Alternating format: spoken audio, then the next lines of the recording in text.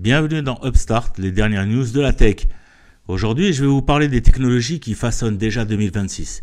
Pas celles qui font rêver, mais celles qui redéfinissent silencieusement les règles du jeu technologique au niveau planétaire.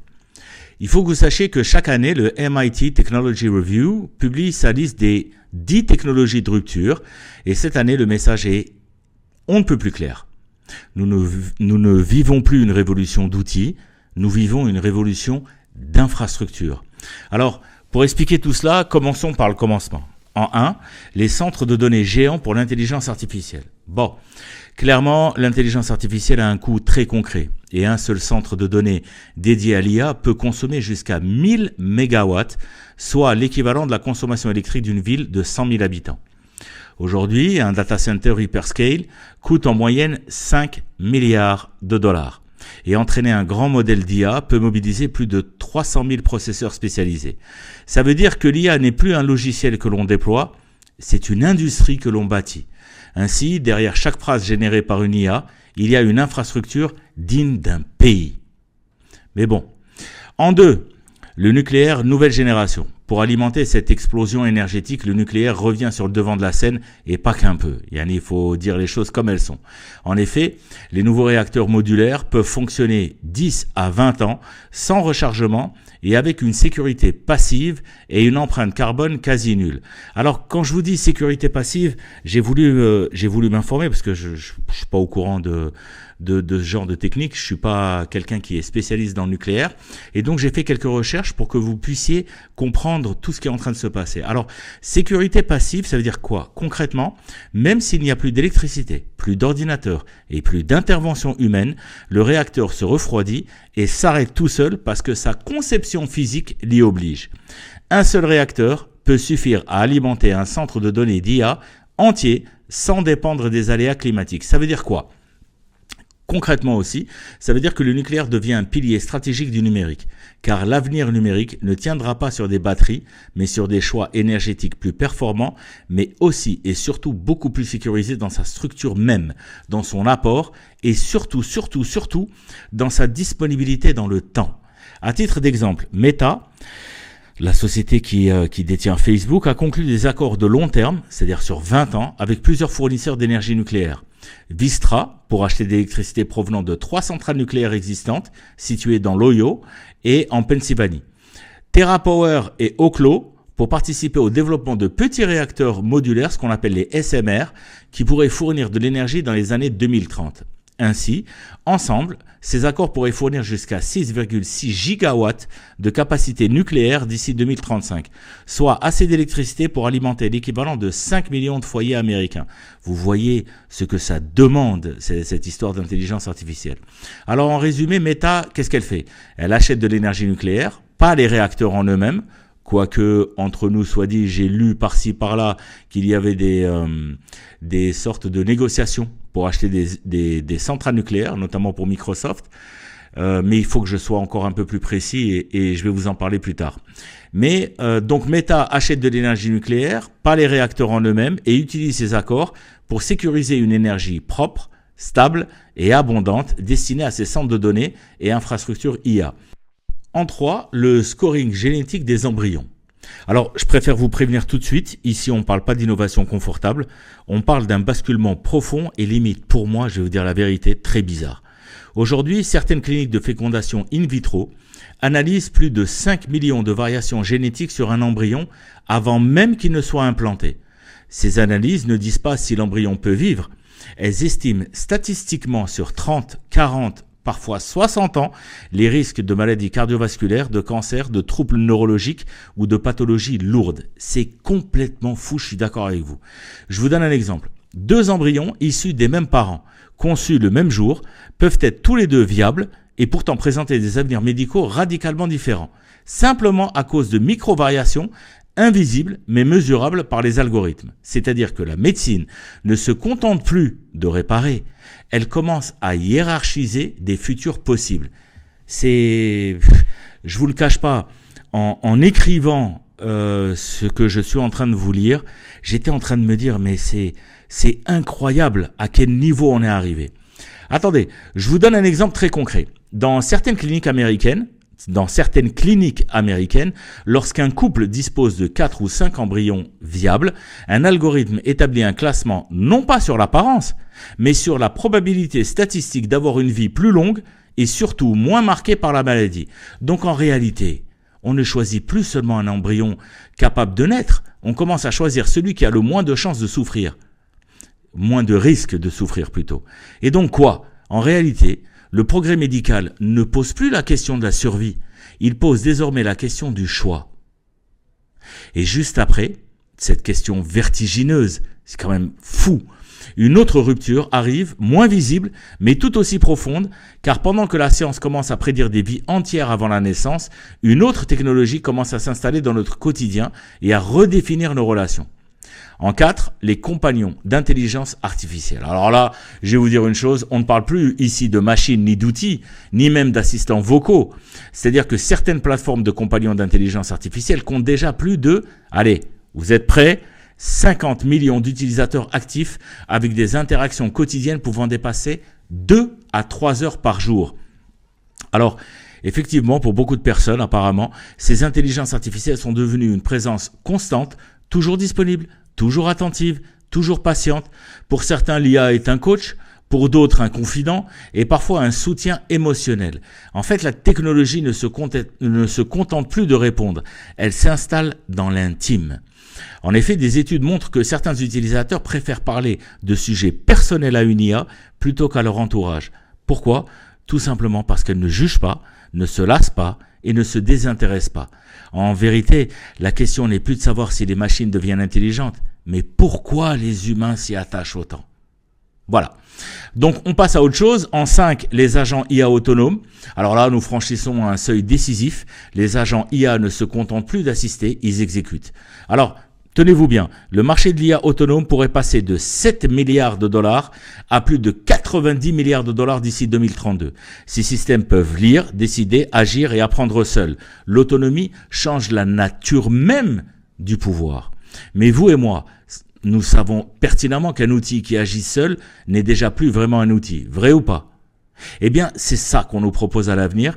Et c'était Sam Altman qui disait que nous allions voir arriver les premières entreprises capables de générer des milliards de dollars avec un seul employé. Non pas parce que le travail disparaît, mais parce que l'intelligence artificielle devient un multiplicateur de puissance inédit dans l'histoire économique mondiale. Selon lui, un individu pourra définir une vision, prendre les décisions clés et déléguer absolument tout le reste à des agents IA capables de coder, vendre, négocier, analyser, produire et optimiser en continu. Ce ne sera plus une équipe qui construit une entreprise, mais une personne assistée par une armée de systèmes autonomes, travaillant sans fatigue, sans pause et à l'échelle globale, c'est-à-dire à l'échelle planétaire. Et ce discours fait écho à celui de Dario Amodei, le patron d'Anthropic, qui va encore plus loin. Pour lui, nous entrons dans une ère où la contrainte principale ne sera plus le nombre d'employés, mais la capacité d'un humain à formuler une intention claire. Il explique que l'IA va progressivement absorber l'exécution, la complexité et même une partie de la stratégie opérationnelle, laissant à l'humain un rôle nouveau, celui d'architecte de sens et de direction.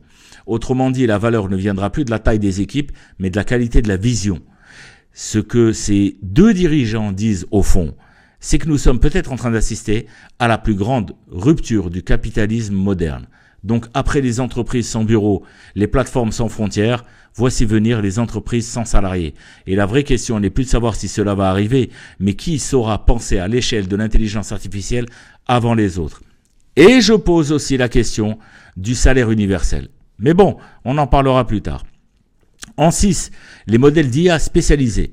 Les modèles d'intelligence artificielle spécialisés marquent un tournant décisif. On ne cherche plus à construire des cerveaux artificiels géants capables de tout faire. On cherche des systèmes capables de faire une chose critique mieux que quiconque. Sur des tâches ciblées, ces modèles réduisent les erreurs de 30 à 40% par rapport aux modèles généralistes. Et dans le domaine médical, certaines IA spécialisées atteignent aujourd'hui plus de 95% de précision dans la détection précoce de cancer du sein, du poumon ou de maladies cardiovasculaires.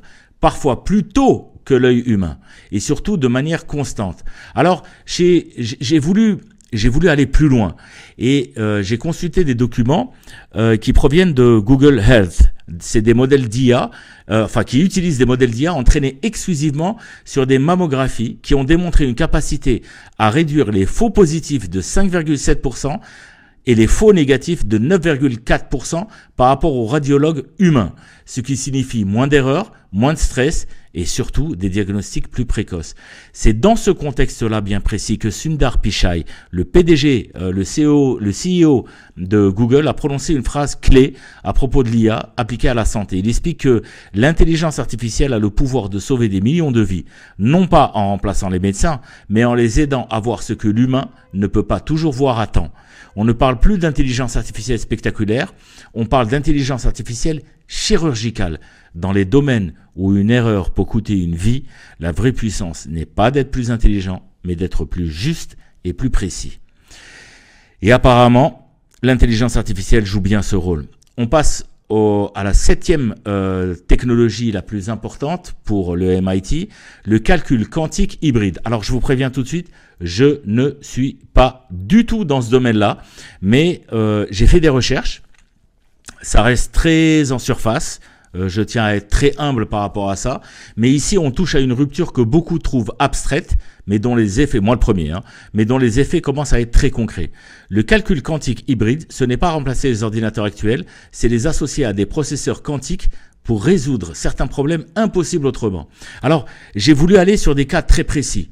L'optimisation, logistique, chimie, finance, ces systèmes sont déjà jusqu'à 40 fois plus rapides que les meilleurs ordinateurs classiques. Exemple très concret, optimiser les itinéraires d'une flotte de 300 000 véhicules en tenant compte du trafic, de la météo, des coûts et des contraintes de livraison. Sur un ordinateur classique, ce type de calcul peut prendre plusieurs heures, parfois des jours. Avec une approche hybride classique quantique, ce même problème peut être résolu en quelques secondes. Dans la recherche pharmaceutique, par exemple, le calcul quantique permet de simuler des molécules que les supercalculateurs classiques ne peuvent pas modéliser correctement, ce qui peut réduire le temps de découverte d'un médicament de 10 ans, et je vous le donne en mille, à quelques mois. Ce que change le quantique, ce n'est pas la vitesse pour regarder une vidéo ou envoyer un message, c'est la capacité à résoudre des problèmes tellement complexes qu'on ne pouvait même pas les poser jusqu'ici. Le temps de calcul n'est plus une contrainte fixe, il devient une variable que l'on peut comprimer. Le quantique ne rend pas le monde plus rapide, il rend enfin solvable des problèmes que l'on croyait hors de portée. En 8, la connectivité extrême avec le Wi-Fi 7. Alors ici, la rupture ne se voit pas, elle se ressent. Le Wi-Fi 7 promet des débits allant jusqu'à 30 gigabits par seconde. C'est 3 fois plus rapide que le Wi-Fi 6 et c'est surtout une latence, je dis bien une latence, inférieure à 1 milliseconde. Alors bon, on va aller dans le concret et on va aller dans le détail, mais de manière très pédagogique. Cela signifie que l'information circule presque aussi vite que la réaction humaine. Exemple très parlant, dans certains hôpitaux pilotes, des chirurgiens peuvent déjà manipuler des robots médicaux à distance, sans décalage perceptible, un geste, une réaction, tout est immédiat. Un autre exemple, dans des zones urbaines intelligentes, des flottes de drones, des voitures autonomes et des capteurs urbains échangent des données en temps réel, coordonnant leurs décisions sans passer par le cloud, ce qui réduit les temps de réaction de plus de 90%. Même dans l'industrie, le Wi-Fi 7 permet à des usines entières, je dis bien des usines entières, des machines, des robots, des chaînes de production, de fonctionner sans câble, avec une fiabilité proche des réseaux filaires. La connexion ne sert plus seulement à aller sur Internet, elle devient une infrastructure nerveuse. On ne parle plus de vitesse pour regarder quoi que ce soit, on parle de fiabilité pour piloter des systèmes critiques. La technologie disparaît derrière l'expérience et c'est précisément là qu'elle devient indispensable. C'est-à-dire que le réseau le plus révolutionnaire n'est pas celui qu'on remarque, c'est celui qui ne laisse jamais de place au doute. L'avant-dernier, numéro 9, les matériaux intelligents. Je vous l'avoue, je n'en avais jamais entendu parler. Enfin, j'avais eu une idée, mais ce que je vais vous dire là est quand même extrêmement innovant. Et pour commencer, il faut le dire, la matière elle-même évolue. Ici, ce n'est plus le logiciel qui évolue, c'est la matière elle-même. Aujourd'hui, certains matériaux sont capables de détecter une fissure, de réagir et parfois même de se réparer seuls. Dans l'industrie, cela permet de réduire jusqu'à 40% les pannes imprévues et de diminuer les coûts de maintenance de 20 à 30%. Dans l'aéronautique, par exemple, des composites intelligents intègrent des capteurs microscopiques capables de signaler une fatigue structurelle avant même qu'un humain ne puisse la voir et de l'identifier, ce qui permet d'intervenir avant qu'un incident ne survienne. Dans l'automobile, des structures dites morpho-adaptives sont testées. Elles peuvent modifier leur rigidité au moment d'un choc pour absorber l'impact et réduire significativement les blessures des passagers. Dans le bâtiment et l'énergie, des matériaux capables d'ajuster leur comportement à la température ou aux vibrations permettent déjà de prolonger la durée de vie des infrastructures de plusieurs décennies. Donc le monde physique n'est plus passif, il commence à sentir, analyser et réagir. La frontière entre matière et intelligence s'efface et quand la matière commence à prendre des décisions, le monde cesse d'être inerte. C'est quand même incroyable. Dans ces conditions, la matière n'est plus un simple support, elle devient un acteur silencieux de la sécurité et de la performance et devient capable de sentir, d'anticiper, de réagir. Il ne manque plus qu'une chose pour boucler la boucle, le mouvement. Car ces matériaux intelligents ne sont pas conçus pour rester immobiles, ils sont faits pour être intégrés à des machines, des robots, des systèmes autonomes. C'est exactement là que la prochaine rupture s'impose, celle de la robotique à grande échelle, et je vous parle du 10e et dernier point d'innovation, c'est la robotique. Alors ici, on ne parle plus d'expérimentation, on parle de déploiement massif. Eh bien, dites-vous bien une chose, je vais vous donner quelques stats, quelques chiffres frappants. En une seule année, plus de 540 000 robots industriels ont été installés dans le monde, un record historique, et ce chiffre continue de croître à 2 chiffres chaque année. Si vous avez suivi mes publications, vous avez peut-être vu celle consacrée à la société Figure AI aux États-Unis, où des robots humanoïdes travaillent déjà dans des usines BMW et Mercedes, je crois aussi, qui se déplacent, manipulent des objets et apprennent directement sur le terrain au contact de la réalité industrielle. Attendez, c'est pas fini. Dans la logistique et l'industrie, des entrepôts entiers fonctionnent désormais 24 heures sur 24, sans lumière, sans pause, avec une précision constante. On les appelle les dark factories, notamment en Chine, et je vous le prouve. Saviez-vous qu'en 2024, la Chine avait installé 295 000 robots industriels, portant le total à plus de 2 millions, soit une densité de 567 robots pour 10 000 ouvriers, surpassant l'Allemagne et la France. Chez Xiaomi, l'usine de Changbing à Pékin produit 10 millions de smartphones par an sans un seul ouvrier sur le sol, avec un appareil toutes les 3 secondes grâce à 11 lignes robotisées pilotées par l'IA. Ces sites produisent, assemblent, trient, expédient sans fatigue, sans baisse de performance et avec des taux d'erreur inférieurs à 0,1%. Donc, ce basculement change profondément la nature du travail, évidemment. Les machines exécutent, optimisent, répètent, pendant que la valeur humaine se déplace vers la supervision, la conception, la décision et le sens. En conclusion, si vous prenez un instant de recul, vous voyez apparaître un fil conducteur. L'intelligence artificielle devient industrielle, l'énergie devient stratégique, la génétique devient prédictive, les réseaux deviennent invisibles et la matière devient réactive. Nous ne sommes plus en train d'ajouter de la technologie au monde, nous sommes en train de redéfinir les fondations même de la réalité physique et numérique. Tout converge, c'est peut-être cela le vrai message de 2026. La technologie ne cherche plus à impressionner, elle cherche à s'intégrer jusqu'à disparaître. Et quand une technologie disparaît derrière l'usage, c'est qu'elle est déjà devenue indispensable. Alors, le futur n'est pas quelque chose à craindre, c'est un mouvement à comprendre, une dynamique à accompagner. Comprendre ce qui arrive, c'est transformer la complexité en clarté, l'incertitude en opportunité et la curiosité en force. Ne l'oubliez jamais, vous étiez sur Upstart, les dernières news de la tech, racontées pour celles et ceux qui veulent avancer avec leur temps. À demain. Merci.